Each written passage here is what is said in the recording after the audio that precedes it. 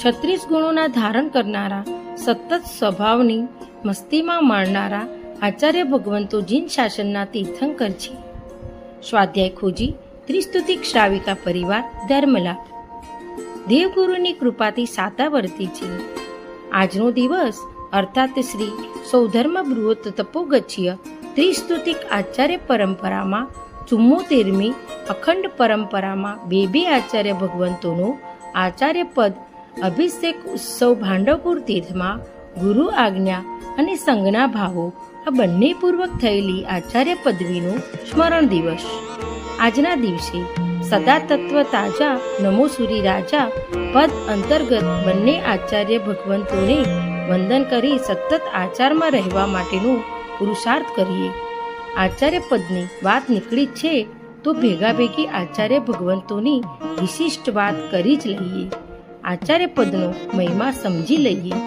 શાસ્ત્રોના આચાર્ય ભગવંતના 36 ગુણો બતાવ્યા છે, તો આચાર્ય ભગવંતના ઐશ્વર્યની વાત કરતા તેમને તીર્થંકર સમાન ઘોષિત કર્યા છે.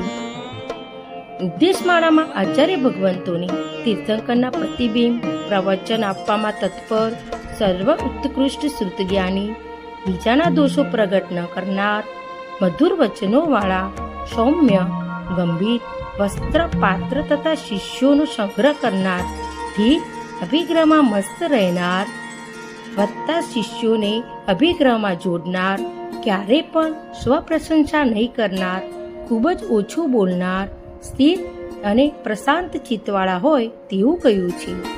શાસ્ત્રકારો લખે છે કે જીનેશ્વર ભગવંતો મોક્ષે ગયા તે પૂર્વે તેમની શાસનની જવાબદારી આચાર્ય ભગવંતોને આપી છે, જે સંપૂર્ણપણે શાસનની ભક્તિ કરે છે.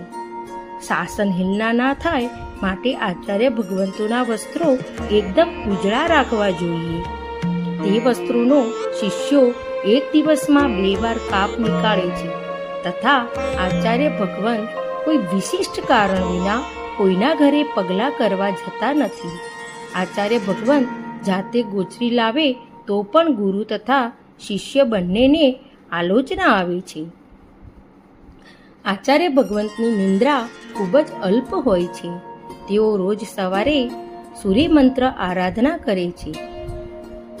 આચાર્ય ભગવંતની દેશના મુખ્યત્વે અર્થ પ્રધાન હોય છે, અર્થાત તેઓ અર્થ સૂત્રના અર્થના પ્રવચન આપે છે.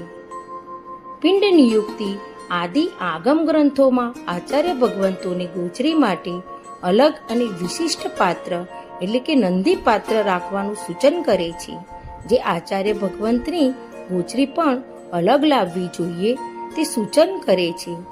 આવા આચાર્ય ભગવંતો પણ તીર્થંકરની જેમ તીર્થને અર્થાત દ્વાદશાંગી સંઘને પૂજનીય માને છે.